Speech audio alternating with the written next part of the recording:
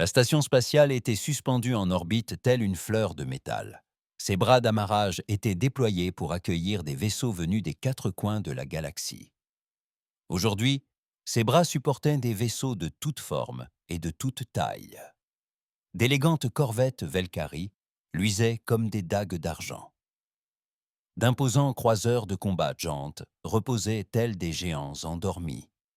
Les élégants destroyers salariens arboraient des courbes et des formes sinueuses qui relevaient davantage de l'art que de l'ingénierie. Puis apparut le vaisseau humain. Le GSS Perseverance se traîna péniblement, plus lent qu'un cargo. Le Dreadnought était vieux, antique même, selon la plupart des critères. 200 ans de service se lisaient à chaque bosse et chaque rabot sur sa coque, tandis que d'autres vaisseaux s'amarraient avec grâce. Le Persévérance avançait péniblement, telle une bête épuisée. Sur la plateforme d'observation de la station, l'ambassadeur Threll regardait le vaisseau humain s'approcher. Le visage du diplomate Vari se tordit d'une expression presque amusée. Autour de lui, des représentants d'une douzaine d'espèces s'étaient rassemblés pour assister au spectacle. « Il est en panne » demanda quelqu'un. « Non » répondit Threll en riant. Voilà comment les vaisseaux humains se déplacent toujours. Lentement, pathétiquement. Il se tourna vers la foule grandissante. Voilà ce qui arrive quand une espèce découvre les voyages spatiaux, mais oublie d'inventer des moteurs dignes de ce nom. Des rires parcoururent l'assistance. Même les officiers de Gant, d'ordinaire si sérieux, esquissèrent sans un sourire. À bord du Persévérance, le capitaine Elena Vasquez, sur sa passerelle, observait l'approche du vaisseau. C'était une femme d'une cinquantaine d'années, dont les cheveux noirs commençaient à grisonner. Son uniforme était propre mais usé, rapiécé par endroits, tout comme son vaisseau. « Ils se moquent encore de nous, capitaine », annonça l'IA du vaisseau. Percy, comme l'appelait l'équipage, avait un humour pince sans rire qui reflétait l'humeur de sa capitaine. « Qu'il rit », murmura Helena. Ses yeux sombres scrutèrent la station au loin. « Dans combien de temps accostons-nous » ? À notre vitesse actuelle, 17 minutes. Le vaisseau Velkari du quai 3 a effectué la même manœuvre en 4 minutes. Bravo à eux! L'équipe de la passerelle travaillait en silence. Ils connaissaient déjà ces plaisanteries. Chaque port, chaque station, chaque exercice militaire conjoint suscitait les mêmes railleries. Les humains et leurs vaisseaux lents, les humains et leurs navires antiques. Ces humains qui se croyaient capables de jouer avec les véritables puissances militaires. Helena se moquait bien des plaisanteries. Ce qui comptait pour elle, c'était son vaisseau et son équipage. Le Persévérance avait servi l'humanité pendant 2 siècles. Il avait protégé des colonies, escorté des transports et maintenu la paix dans une douzaine de systèmes. La vitesse n'était pas tout. Le vaisseau finit par s'amarrer dans un fracas assourdissant qui fit trembler toute la station. Des rourao résonnèrent dans les zones d'observation. Les vaisseaux Velkari s'amarrèrent presque sans bruit. Les humains arrivèrent comme un fracas. Helena rassembla ses officiers et se prépara à rencontrer le Conseil galactique. La convocation était urgente. Elle traversa le tube d'amarrage, ses pas lourds dans la gravité artificielle. La commandante Sarah Chen et le lieutenant Marcus Webb la suivaient. La salle du conseil était une vaste pièce circulaire, dont les sièges étaient disposés en gradins. Les représentants de 30 espèces étaient assis dans leurs zones respectives. Helena et ses officiers prirent en place dans la section humaine, l'une des plus petites de la pièce. Un silence pesant s'installa lorsque le président Vorat, un salarien vêtu d'une longue robe violette, se leva pour prendre la parole. « Nous avons reçu des appels de détresse des colonies frontalières », annonça-t-il d'une voix empreinte de gravité. Le collectif des ravageurs a commencé à attaquer les colonies. 3 d'entre elles ont cessé toute activité la semaine dernière. Les renseignements indiquent qu'ils préparent un assaut majeur sur Arcturus 7. Des écrans holographiques s'animèrent, affichant des cartes stellaires et des données tactiques. Le collectif des ravageurs était une immense armada pirate. Des centaines de vaisseaux, tous rapides et redoutables. Spécialisés dans les attaques éclairs, ils frappaient avant même que quiconque puisse réagir.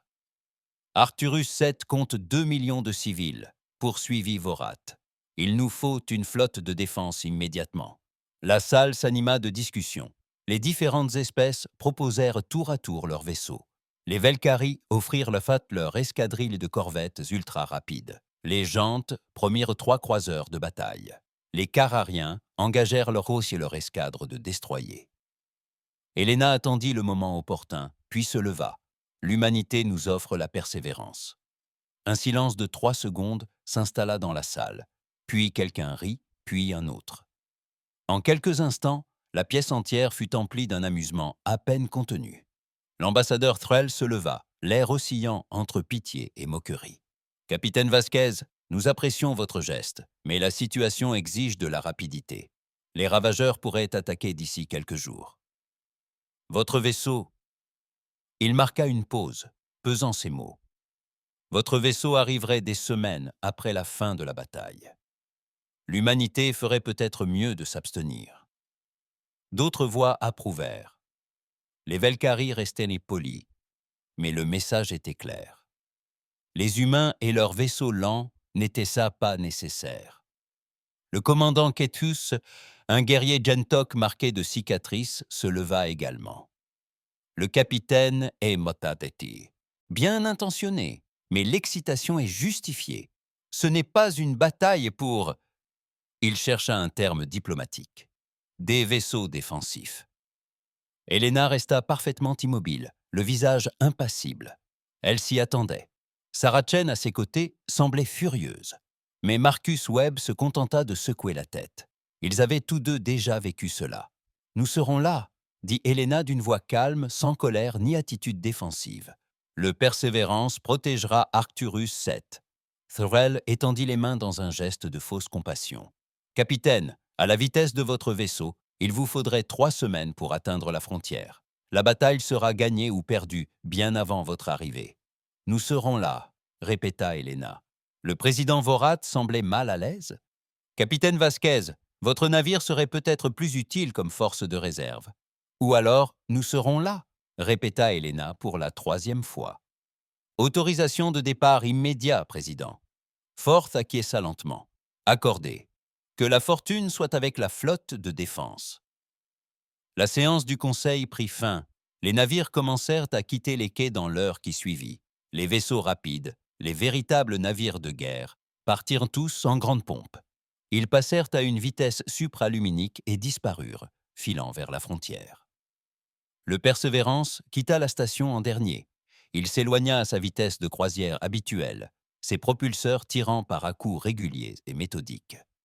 Sur le pont d'observation, Threll le regarda partir. « Brave », dit-il à son aide. « Insensé, mais courageux. Ils trouveront la victoire ou les cendres. » À bord du Persévérance, Helena regagna sa passerelle. L'équipage la regarda, attendant ses ordres. « Percy, » dit-elle calmement, « cap sur Arcturus 7. »« Cap sur Arcturus 7. »« Cap sur Arcturus 7. »« Cap sur Arcturus 7. »« Cap sur Arcturus 7. »« À vitesse de croisière standard. Nous arriverons dans 22 jours. »« Annulez la vitesse de croisière standard, » ordonna Helena. Sa voix était teintée de froideur. « Activez le protocole marteau de chantier. » L'équipage du pont s'arrêta net. Sarachen se retourna sur son siège. « Capitaine, vous êtes sûr ?»« Il se moque de nous, » dit Helena. « Il se moque toujours de nous.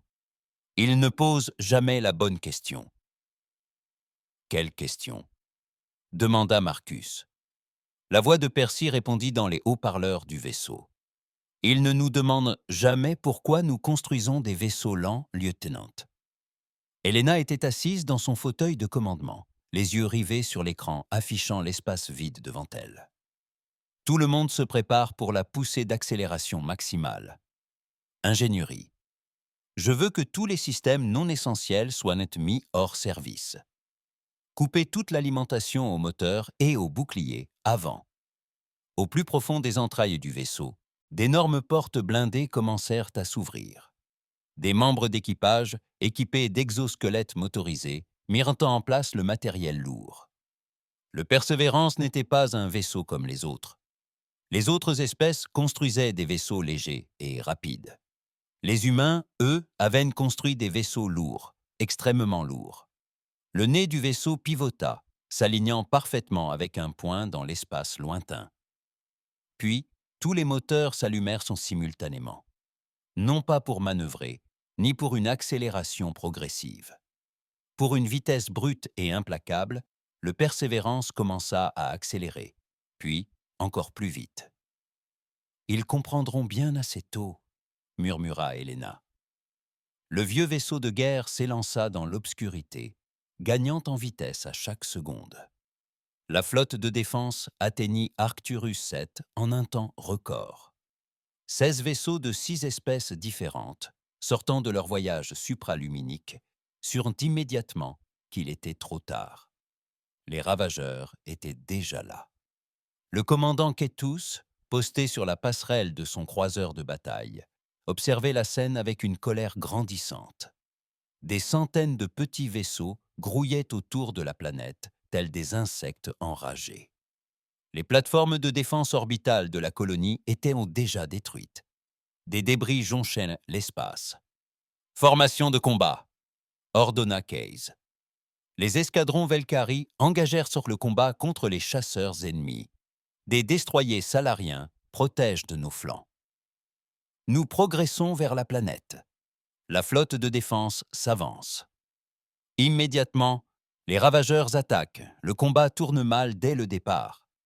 Les vaisseaux pirates sont petits et rapides, bien plus rapides que prévu. Ils se faufilent entre les navires de la flotte de défense comme des alevins au large. Les corvettes Velkari tentèrent de les prendre pour cible, mais les ravageurs étaient trop rapides. Ils apparaissaient, tiraient et disparaissaient avant même que quiconque puisse riposter. Un destroyer salarien explosa lorsque 3 vaisseaux ravageurs concentrèrent dans leur tir sur ses moteurs. L'élégant vaisseau se disloqua dans une gerbe de métal et de flammes. « Ils sont trop rapides », déclara l'ambassadeur Thrall depuis sa corvette. Sa voix, diffusée par le canal de communication, trahissait la stupeur. Nos systèmes de ciblage sont incapables de les suivre. Keith serra les dents. Tous les vaisseaux passèrent en mode de suppression de zone. Si nous ne pouvons pas les toucher directement, nous saturons l'espace de tir, tenta la flotte. Des faisceaux d'énergie et des missiles emplirent l'espace à sein, l'espace autour d'Arcturus 7. Quelques vaisseaux ravageurs furent détruits, mais pas suffisamment. Pour chaque vaisseau pirate abattu, 2 autres apparaissaient. Les ravageurs révélèrent alors leur véritable avantage. Une douzaine de vaisseaux ennemis disparurent dans des éclairs de lumière déformés. Pendant 3 secondes, la flotte de défense exulta. Puis, ces mêmes vaisseaux réapparurent derrière le croiseur de bataille de Ketus. Ils avaient effectué des sauts supersoniques, passant instantanément d'un point à un autre de l'espace. « Boucliers à l'arrière !» cria Ketus. Mais l'avertissement arriva trop tard. Les ravageurs ouvrirent le feu sur les moteurs de son vaisseau. Des explosions déchirèrent les sections arrière. Le croiseur de bataille partit en vrille, son système d'alimentation principal tombant en panne. Sur l'ensemble du champ de bataille, la même tactique se répétait. Les ravageurs effectuaient des microsauts derrière les vaisseaux de la flotte de défense, attaquaient leurs points faibles et disparaissaient avant que la riposte ne puisse avoir lieu. C'était un véritable carnage. Au bout de 4 heures, 3 vaisseaux de la flotte de défense étaient détruits. 5 autres étaient gravement endommagés et dérivaient. Les survivants se replièrent sur une position défensive loin de la planète. À la surface d'Arcturus 7, 2 millions de personnes se réfugiaient dans des abris souterrains. Au-dessus d'elles, les tirs de plasma des vaisseaux ravageurs s'abattaient sur les villes. Des bâtiments s'effondraient, des incendies se propageaient, les colons n'avaient nulle part où fuir. L'ambassadeur Thrall, assis dans sa corvette endommagée, fixait l'écran tactique. Son vaisseau avait été touché sur son flanc bâbord. La moitié de son équipage était morte ou blessée. Autour de lui, les restes de la flotte de défense entêtés de se regrouper. « Il nous faut des renforts », dit Threll dans le canal de communication. Sa voix tremblait. « Quelqu'un ? On ne tient plus. » Un officier Gentook répondit. « La flotte la plus proche est à 4 jours de marche. »« On n'a pas 4 jours, » intervint une autre voix. « Et le vaisseau humain ? On pourrait les rappeler ?» Threll eut envie de rire, mais le son resta coincé dans sa gorge. Le Persévérance. Même si on les faisait venir maintenant, ils n'arriveraient morts que dans 3 semaines. On sera tous morts dans 3 jours. Le silence se fit sur le canal. Chacun savait qu'il avait raison. Au loin, au-delà du champ de bataille, au-delà de bataille, au-delà du système, le Persévérance se déplaçait dans le vide spatial. Mais il n'avançait plus lentement. Sur la passerelle, le capitaine Vasquez examinait la projection tactique affichée par Percy. L'IA avait analysé les données des signaux de détresse et des rapports de reconnaissance. Les lignes rouges indiquaient les mouvements prévus des ravageurs. Les marqueurs bleus signalaient les positions probables de la flotte de défense. « Analyse des microsauts des ravageurs », annonça Percy d'une voix calme. « Zone de combat prévue établie. Point d'interception optimal calculé. » Helena se pencha en avant. « Dans combien de temps atteindrons-nous le point d'interception ?» À notre vitesse actuelle, 47 heures. Sarah Chen se retourna de son poste. « La flotte de défense sera détruite avant notre arrivée, capitaine. Nous sommes encore trop loin. » Helena acquiesça lentement. Elle savait que cela pouvait arriver. Le protocole marteau-piqueur avait été conçu précisément pour ce genre de situation, mais il comportait d'énormes risques. « Percy, montre-moi l'option d'accélération Sledgehammer 2. » L'IA marqua une pause. Lorsqu'elle reprit la parole, sa voix trahissait une certaine inquiétude. « Capitaine, Sledgehammer 2 n'a jamais été testé à cette distance. Les contraintes structurelles seraient extrêmes. Combien de temps faut-il pour intercepter avec Sledgehammer 2 ? 22 heures. Mais capitaine, je dois vous prévenir. À cette accélération, nous atteindrions 0,15 vitesse de la lumière. Le vaisseau n'a pas été conçu pour cela. Le vaisseau a été conçu précisément pour cela. » Helena l'interrompit. « C'est pourquoi nous l'avons construit si lourd. C'est pourquoi le blindage fait 3 mètres d'épaisseur. C'est pourquoi chaque cloison peut résister à une explosion nucléaire. » Marcus Webb consulta sa console. « Capitaine, à 0 VO à 15 lumières, nous ne pourrions pas décélérer à temps. Nous tirerions au-delà de la zone de combat. »« Non, dit Helena, nous tirerions à travers la zone de combat. » Il y a une différence. La compréhension illumina le visage de Sarah Chen. « Vous allez utiliser le vaisseau comme une arme. »« Je vais utiliser le vaisseau comme il a été conçu pour l'être, » corrigea Helena. Elle appuya sur le bouton de communication générale. « Tout le monde, ici, le capitaine. » Sécuriser tous les postes. Accélération à grande vitesse. Sledgehammer 2, en cours. Ingénierie. Couper les systèmes de survie non essentiels. Service médical. Préparez-vous aux blessures dues ici à la gravité extrême. Tous les autres, rejoignez vos sièges d'accélération. Nous allons accélérer à une vitesse fulgurante. À l'intérieur du vaisseau, les membres d'équipage se sont précipités à leur poste. Dans les soutes, les équipements massifs étaient solidement fixés par des attaches renforcées. Les quelques systèmes non essentiels encore en fonctionnement furent mis hors tension. Toute l'énergie du vaisseau fut redirigée vers 2 éléments, les moteurs et les boucliers avant. Percy effectua une dernière vérification. « Capitaine, j'ai tracé une trajectoire en spirale autour d'Arcturus 7. À cette vitesse, nous effectuerons 47 passages orbitaux en 18 heures. Chaque passage nous rapprochera de la planète et traversera une section différente de la formation des ravageurs. » Helena s'installa dans son siège de commandement. « Nous ne sommes plus un vaisseau de guerre, Percy. » Nous sommes une machine de destruction cinétique. Tout ce qui se trouve sur notre passage est anéanti. « Poétique, » dit Percy en activant le marteau-pilon 2 dans 10 secondes. Le compte à rebours atteignit 0.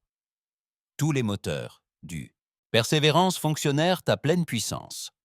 L'accélération frappa l'équipage comme un coup de massue. Malgré les sièges spéciaux et les amortisseurs d'inertie, chacun eut l'impression qu'une main géante lui écrasait la poitrine.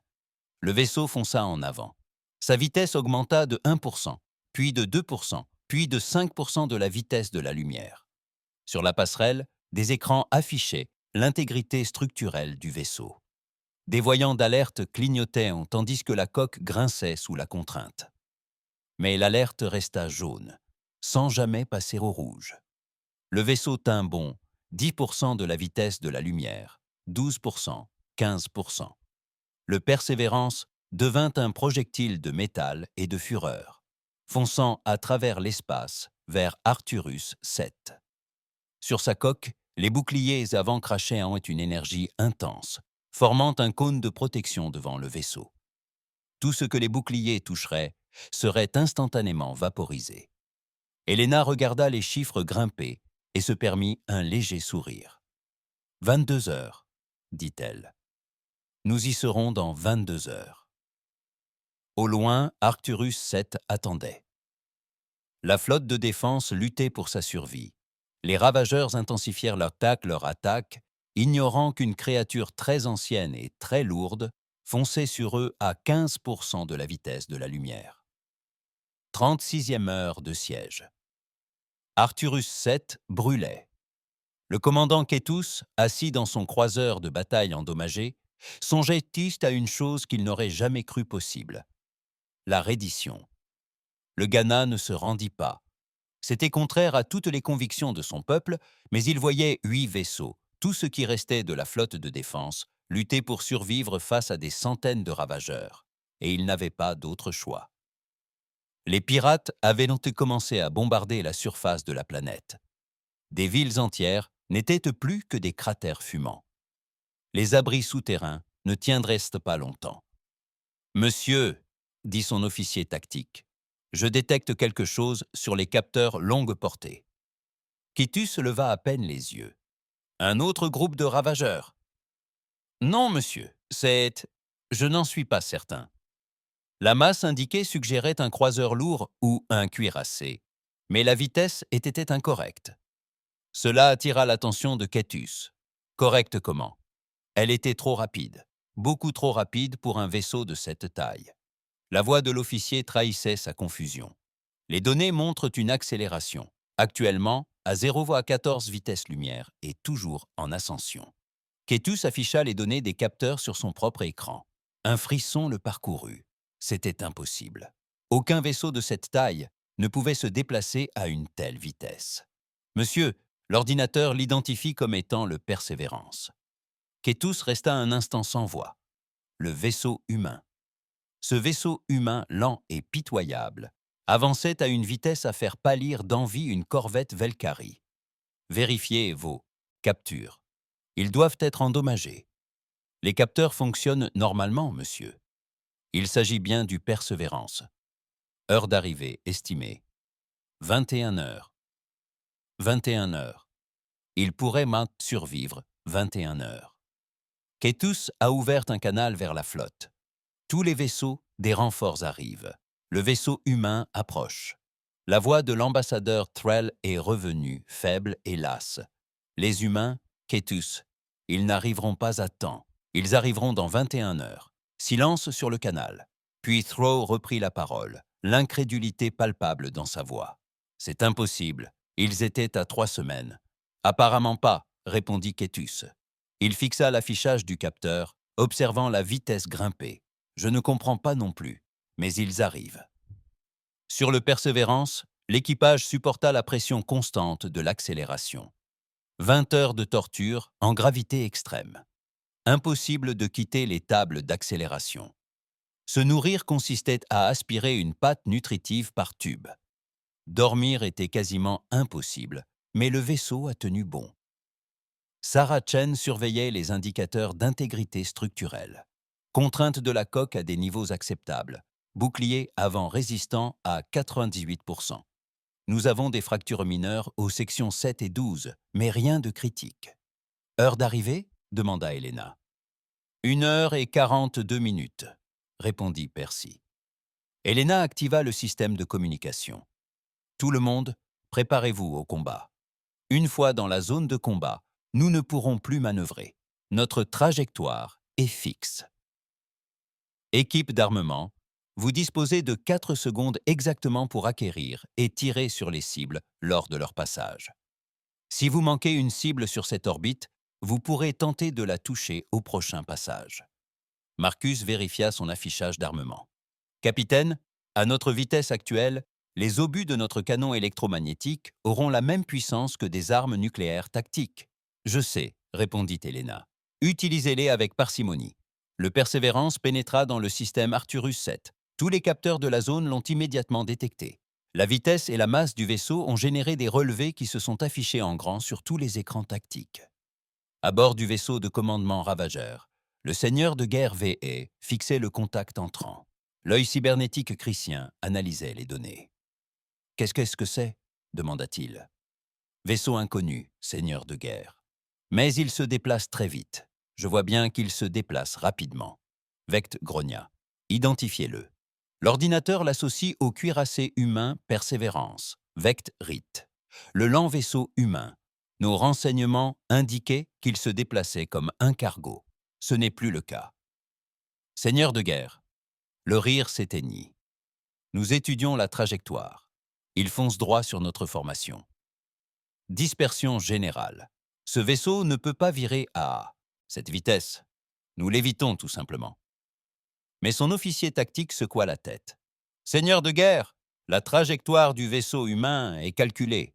Ils ne vont pas droit devant. Ils décrivent une spirale autour de la planète. Vect afficha la projection. La trajectoire du vaisseau humain formait une spirale de plus en plus serrée autour d'Arcturus 7. Il effectua des dizaines d'orbites, chacune traversant une section différente de la formation Ravageur. Ils ont transformé leur vaisseau en arme, murmura l'officier tactique. Le Persévérance pénétra dans la zone de combat. Le premier passage dura quelques secondes. Le cuirassé humain a traversé un groupe de chasseurs ravageurs à 15% de la vitesse de la lumière. Les vaisseaux ont tenté de se disperser, mais le capitaine d'un frigo a mal calculé sa trajectoire de fuite. Le Persévérance a percuté le frigo ravageur en plein centre. À cette vitesse, l'impact n'a pas provoqué d'explosion, mais une ionisation plasma. Le frigo s'est instantanément désintégré en ses atomes constitutifs. Le dégagement d'énergie était visible dans tout le système stellaire. Un éclair si intense qu'il aurait pu éblouir les yeux non protégés. Puis un nuage de gaz surchauffé qui se dilatait rapidement. La progression se poursuivit à travers le nuage, sans même ralentir. Les boucliers avant absorbèrent le plasma et la matière incandescente, mais résistèrent. La voix d'Helena crépita sur toutes les fréquences, calme et professionnelle. Tous les vaisseaux alliés, évacuez la zone de combat. Établissez un périmètre de 500 km autour de la planète. Le Persévérance est maintenant en position. Le commandant Ketus afficha la vue tactique et observa, incrédule. En position, ce vaisseau se déplace à... « Oui, interrompit Helena. Et nous allons maintenir cette vitesse pendant un certain temps. Je vous recommande de vous éloigner. » Les vaisseaux de la flotte de défense se replièrent en hâte vers une distance de sécurité. Les ravageurs, désorientés et confus, tentaient de comprendre ce qui se passait. Le Persévérance acheva sa première orbite et entama la seconde. Cette fois, les ravageurs étaient prêts, du moins le croyaient-ils. Des groupes de vaisseaux pirates effectuèrent des microsauts pour s'écarter de la trajectoire du vaisseau humain. Mais Percy avait anticipé leur point de saut. Le corps Persévérance ajusta sa trajectoire d'une fraction de degré, juste assez pour intercepter 3 corvettes ravageuses à la sortie de leur microsaut. Les corvettes apparurent soudainement devant le cuirassé humain. Elles n'eurent pas le temps de réagir. Les boucliers avant du Persévérance les frappèrent avec la violence d'un dieu courroucé. Davantage d'événements plasmatiques, davantage d'éclairs. 3e orbite, 4e orbite, 5e. La formation de ravageurs commença à se désintégrer. Les vaisseaux restés immobiles furent détruits lorsque la trajectoire du Persévérance croisa la leur. Ceux qui tentaient des microsauts se retrouvaient souvent sur la trajectoire projetée du vaisseau humain et périssaient malgré tout. Percy avait tout calculé. Le commandant Kétus rassembla la flotte de défense. Ils nous ont offert une opportunité. Les ravageurs sont dispersés et désorientés. Attaquez tous. Les corvettes survivantes fondirent sur eux, ciblant les ravageurs distraits. Les croiseurs jantes verrouillèrent leur cible sur les ennemis qui tentaient d'échapper aux mastodontes humains. Les destroyers salariens assurèrent la côte à la couverture. Pour la première fois de la bataille, la flotte de défense prenait l'avantage. Le seigneur de guerre V.E. vit sa formation s'effondrer. 30 vaisseaux détruits en seulement 12 orbites. Ses forces restantes étaient dispersées à travers le système. Trop occupés à éviter le vaisseau humain pour combattre efficacement. Tous les vaisseaux, ordonna V, convergez sur le vaisseau humain, tous les vecteurs simultanément. Si nous ne pouvons l'éviter, nous le submergerons. 217 vaisseaux ravageurs reçurent l'ordre. Ils effectuèrent un micro-saut simultané, apparaissant en sphère autour du Persévérance. Toutes les armes firent feu en même temps. À bord du vaisseau humain, l'alarme retentit. Les boucliers d'avant s'effondrèrent sous le déluge de feu. Rayons d'énergie et missiles pilonnèrent sur la coque. Des explosions ravagèrent 3 ponts. 20 membres d'équipage périrent sur le coup, incapables de se mettre à l'abri à temps. Sarah Chen assista aux événements, horrifiée. Brèche dans la coque aux sections 4, 9 et 15. Intégrité structurelle en baisse de 73%, 68% et 67%.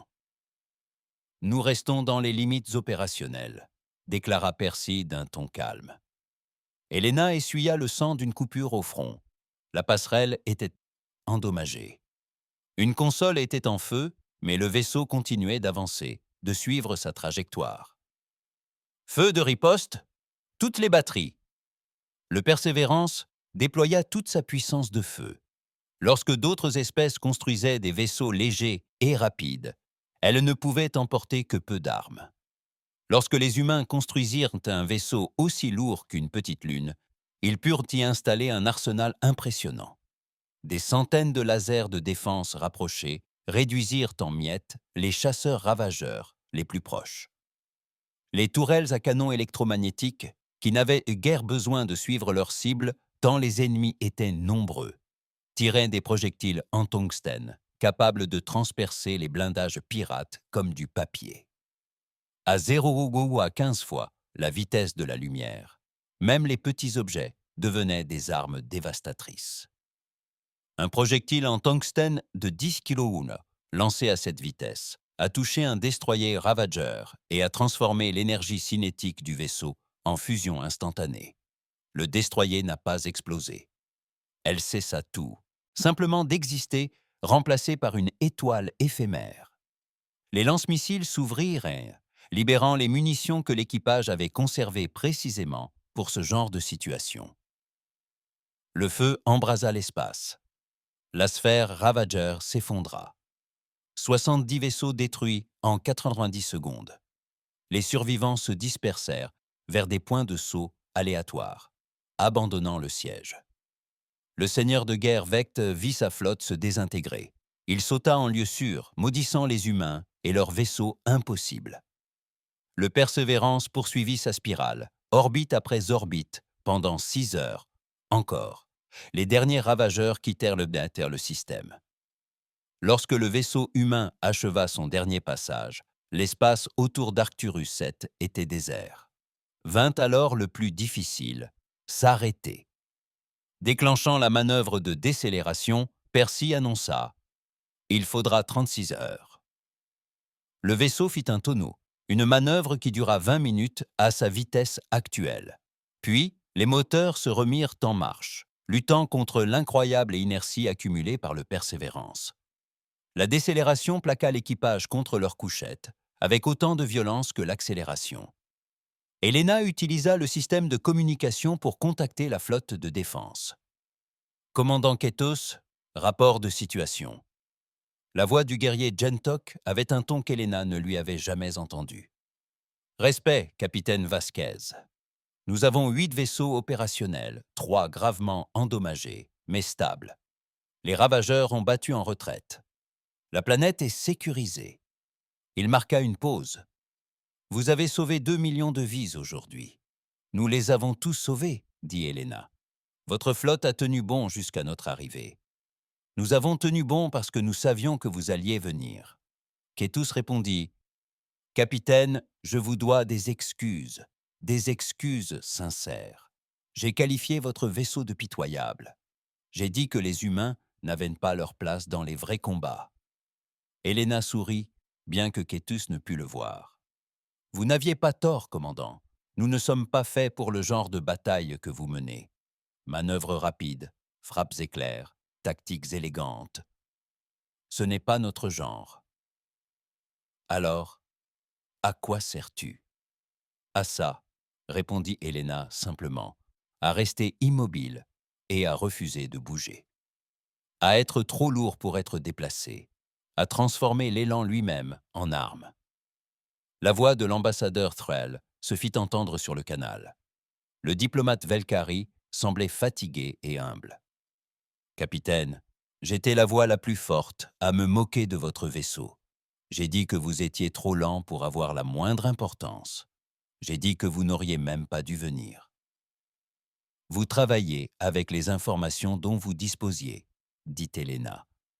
Vous n'aviez jamais vu un vaisseau utilisant la doctrine de l'inertie au combat.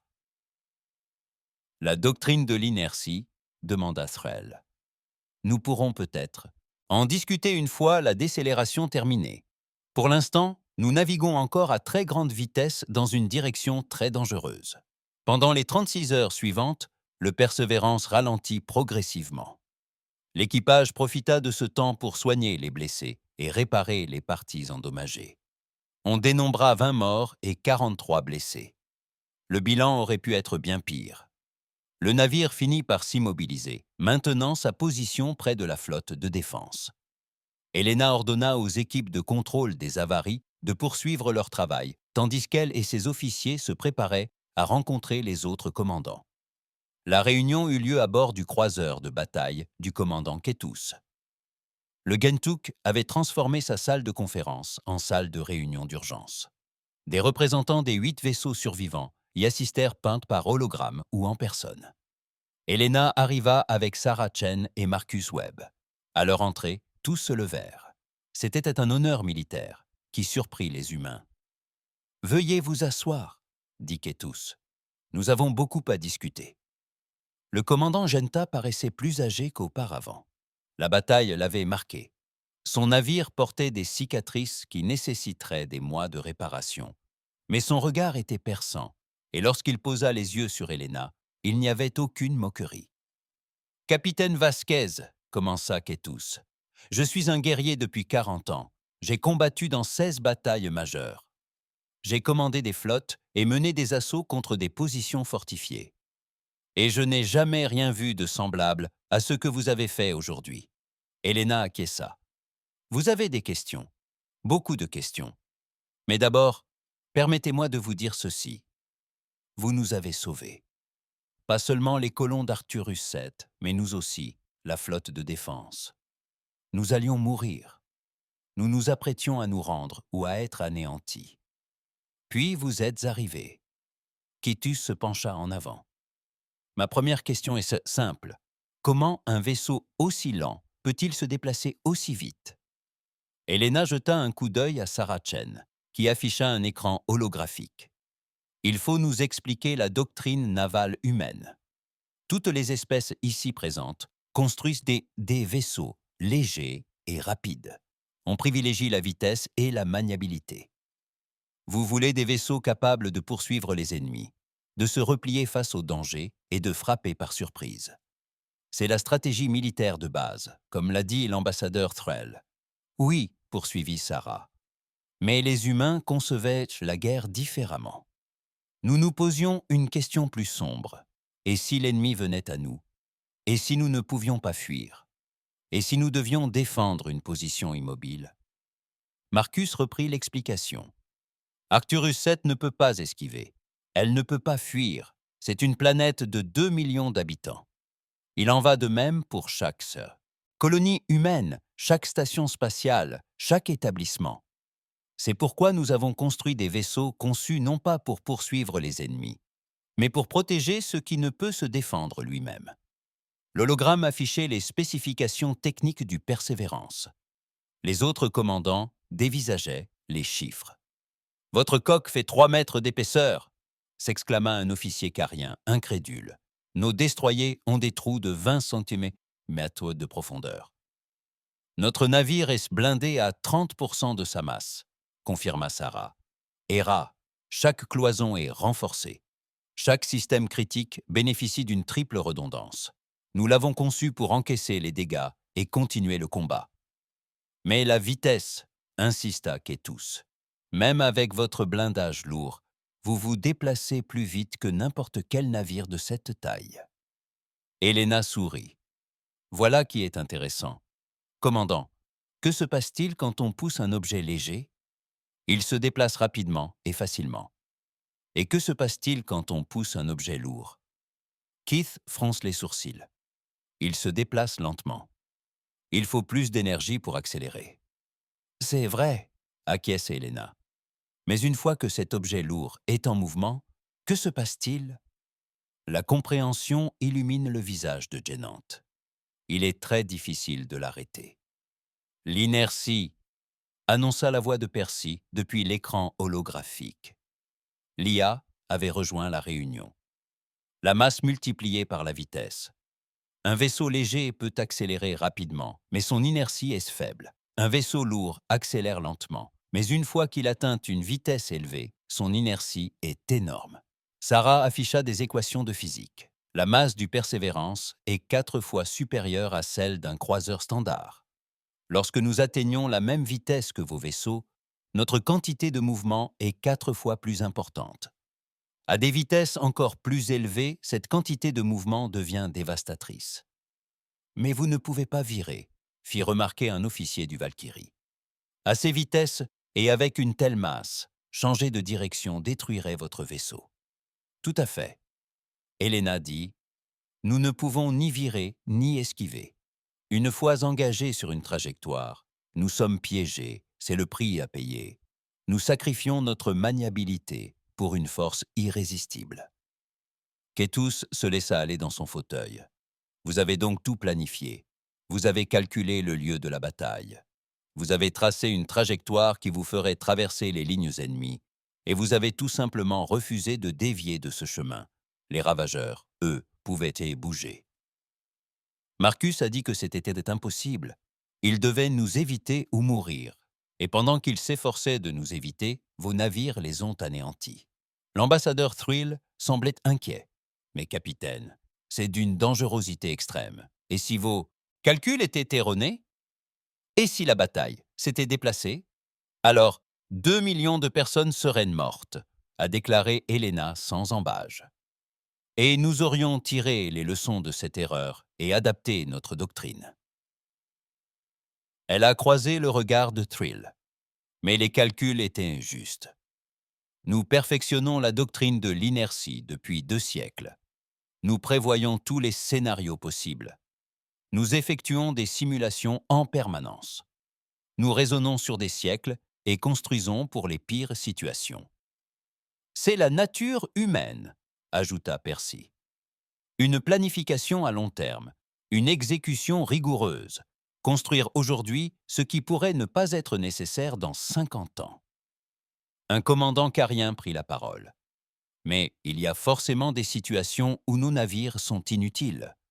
Si la bataille est mobile, si l'ennemi refuse de venir à nous, alors nous perdons, admit Helena. La doctrine de l'élan a ses faiblesses. On ne peut pas poursuivre un ennemi en fuite. On ne peut pas gagner une guerre de mouvement. Nous sommes des spécialistes de la défense, ajouta-t-elle avec un sourire. Mais lorsque la bataille se concentre sur un point précis de l'espace, lorsqu'il y a quelque chose à défendre à tout prix, lorsque l'ennemi doit venir à nous, elle désigna du doigt le ralenti tactique de la bataille, toujours diffusé sur l'écran holographique. C'est là que nous excellons. Cathy se leva et se dirigea vers le hublot. Dehors, Le Persévérance flottait dans l'espace, sa coque marquée et brûlée, mais toujours intacte. « J'ai qualifié votre vaisseau de relique, dit-il d'une voix calme. J'ai dit que les humains ne comprenaient pas la guerre moderne. Vous n'aviez pas tout à fait tort, répondit Helena. Nous ne combattons pas comme vous. Notre doctrine est différente. Différente?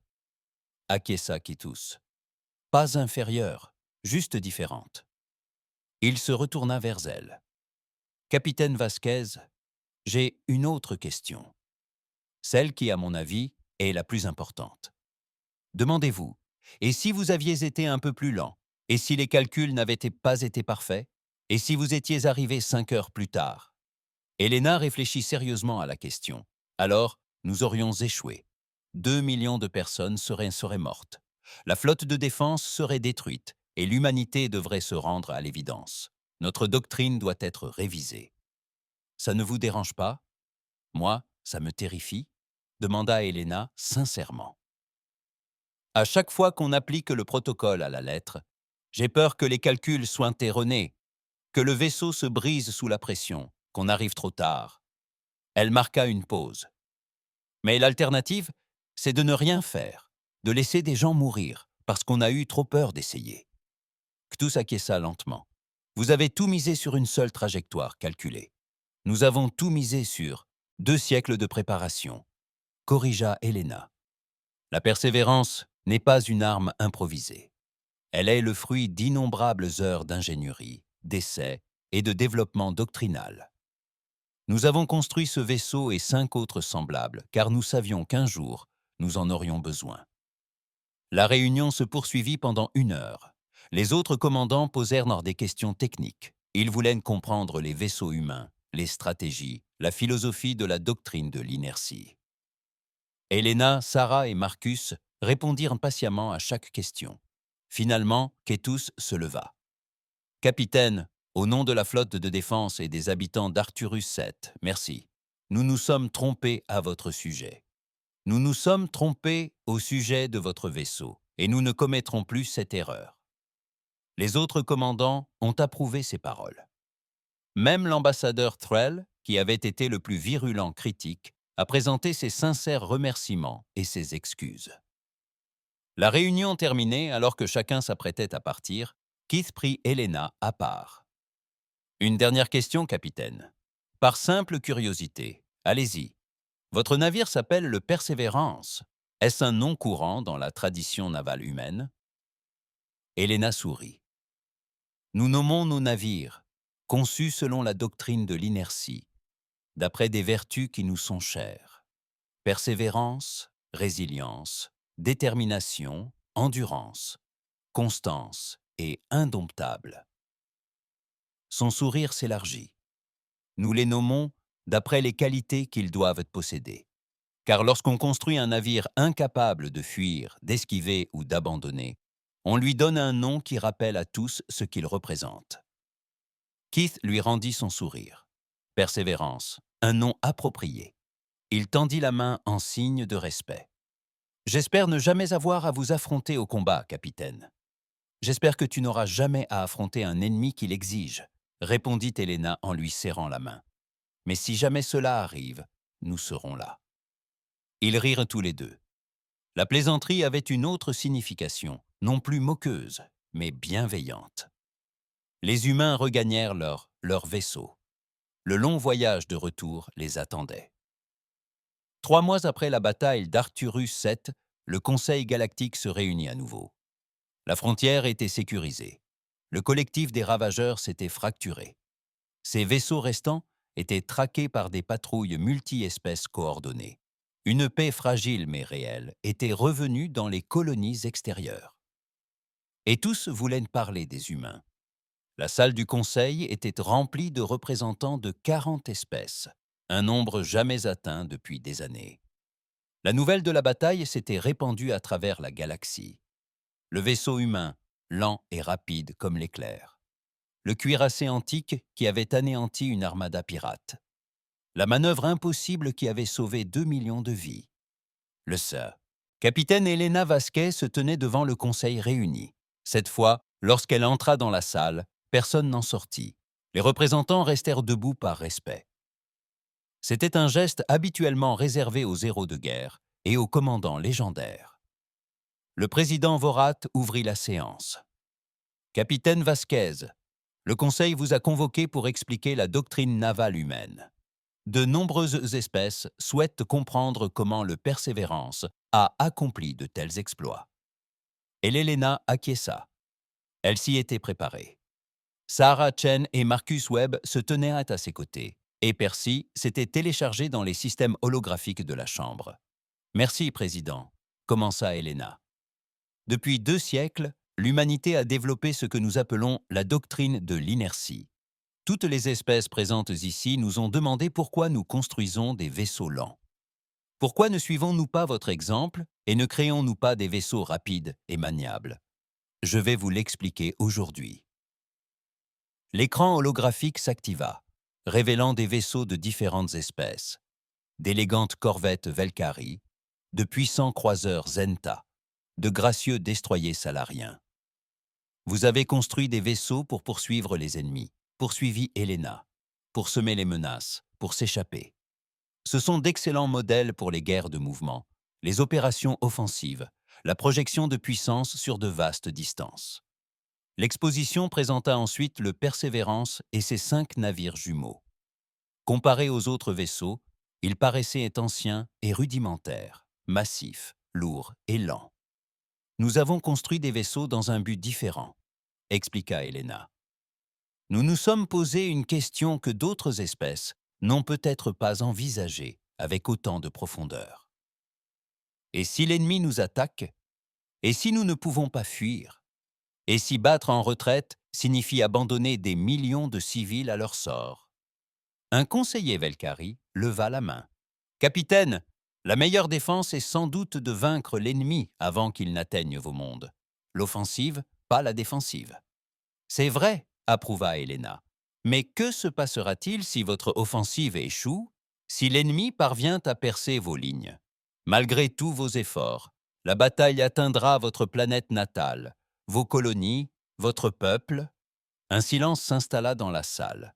La question était délicate. « La doctrine de l'élan envisage le pire, » expliqua Sarah Chen en s'avançant. « Nous nous préparons au scénario où tout le reste a échoué, où nous sommes le dernier rempart, où toute retraite est impossible. » Marcus activa un autre écran. « Nos vaisseaux sont conçus avec un objectif principal, protéger ce qui ne peut se protéger lui-même. Une planète ne peut esquiver.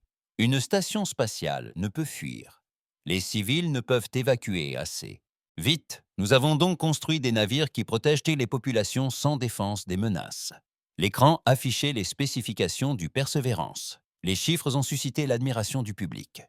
30% de la masse du navire est constituée de blindage, expliqua la voix de Percy.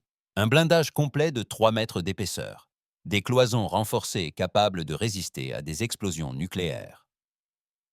Un compartimentage interne qui permet au vaisseau de fonctionner même avec des dégâts considérables. Mais la vitesse. L'ambassadeur Threll l'interrompit. Il s'était remis de ses blessures et était assis dans la section Velkari.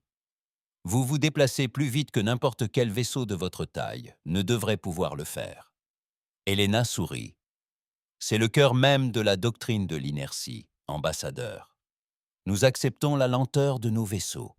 Nous ne pouvons surpasser personne en manœuvrabilité. Mais nous savons que cette lenteur n'a d'importance que lors de l'accélération. Une fois la vitesse élevée atteinte, notre masse devient un atout. L'affichage holographique présentait des équations physiques. La quantité de mouvement est égale à la masse multipliée par la vitesse. » Sarah expliqua. « Un vaisseau léger peut accélérer rapidement, mais sa quantité de mouvement est faible. Un navire lourd accélère lentement, mais peut accumuler une vitesse considérable au fil du temps. Le temps étant un facteur crucial, » ajouta Marcus. « Nous avons besoin d'être prévenus à l'avance. Nous devons savoir où se déroulera la bataille. Il nous faut des heures, voire des jours pour accélérer. Mais une fois lancé, poursuivit Helena, Nous devenons très difficiles à arrêter. À Arcturus 7, le Persévérance pesait 4 fois plus qu'un croiseur classique. Lorsque nous avons atteint 0 ou à 15 fois la vitesse de la lumière, notre élan était catastrophique pour tout ce qui se trouvait sur notre passage. Le commandant Ketus se tenait dans la section des officiers. « Capitaine, ce que vous décrivez n'est pas un vaisseau, c'est un astéroïde guidé. Vous avez transformé votre vaisseau en une arme cinétique. » Exactement. Elena a dit « Nous avons transformé le vaisseau lui-même en arme. » Ni les missiles, ni les canons électromagnétiques, ni les lasers, le vaisseau. Tout le reste est secondaire. Un conseiller silarien prit la parole. Mais cela ne fonctionne que si l'ennemi vient à vous. Si la bataille se déroule dans un lieu prévisible, qu'en est-il des opérations offensives, des guerres de conquête, des campagnes mobiles? Nous perdons, admit Helena sans détour. La doctrine de l'élan est défensive. Nous ne pouvons pas poursuivre un ennemi en fuite. Nous ne pouvons pas conquérir de territoire. Nous ne pouvons pas projeter notre puissance à travers la galaxie, marqua-t-elle une pause. Mais nous n'avons jamais souhaité cela. L'humanité ne s'intéresse pas à la conquête. Nous voulons protéger ce que nous possédons. Une posture défensive, rétorqua le conseiller salarien, d'un ton qui laissait entendre qu'il s'agissait d'une faiblesse. Une posture défensive, appuyée par une force irrésistible. Keus se redressa. J'ai combattu les tactiques du Persévérance. J'ai vu ce qui arrive quand on attaque une machine aussi lourde et aussi rapide. Il désigna du doigt le replay du combat diffusé sur l'écran holographique. Les ravageurs étaient en supériorité numérique. Leurs vaisseaux étaient plus rapides. Ils pouvaient effectuer des microsauts. Et ils ont été massacrés parce qu'ils n'ont pas pu éviter le vaisseau humain. Helena remercia Ketus d'un signe de tête.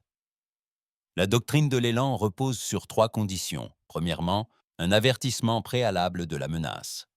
Deuxièmement, une prédiction précise du lieu de la bataille. Troisièmement, un temps suffisant pour accélérer.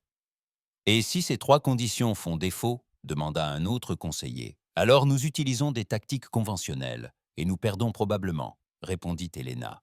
Nous ne prétendons pas que notre doctrine soit parfaite. Elle présente des limites importantes. Mais lorsque les conditions sont réunies, lorsque nous défendons une position fixe contre une menace connue et que nous avons eu le temps de nous préparer, elle laissa le replay de la bataille parler de lui-même. Un silence s'installa dans la salle, tandis que les conseillers observaient l'attaque dévastatrice des Persévérances contre la flotte des Ravageurs, les événements de plasma, la trajectoire en spirale, l'élan implacable et irrésistible qui avait transformé un simple vaisseau en une arme à l'échelle du système. Finalement, le président Vorat prit la parole. « Capitaine Vasquez, le Conseil souhaite reconnaître officiellement la contribution de l'humanité à la défense d'Arcturus 7. Votre doctrine, votre vaisseau et votre équipage ont sauvé 2 millions de vies. Merci, Monsieur le Président. Mais je tiens à préciser un point. Nous n'avons pas sauvé ces vies seules. Le commandant Ketus et la flotte de défense ont tenu bon pendant 36 heures, dans des conditions extrêmes. Sans eux, nous serions arrivés sur une planète morte. » Keus inclina la tête en signe de respect. Le Conseil a reçu de nombreuses demandes, poursuivit Vorat, d'espèces souhaitant approfondir leur compréhension de la doctrine de l'inertie. Certaines ont demandé des spécifications techniques. D'autres souhaitent construire des vaisseaux similaires. Helena secoua la tête. « Monsieur le Président, avec tout mon respect, nous ne pouvons divulguer ces spécifications.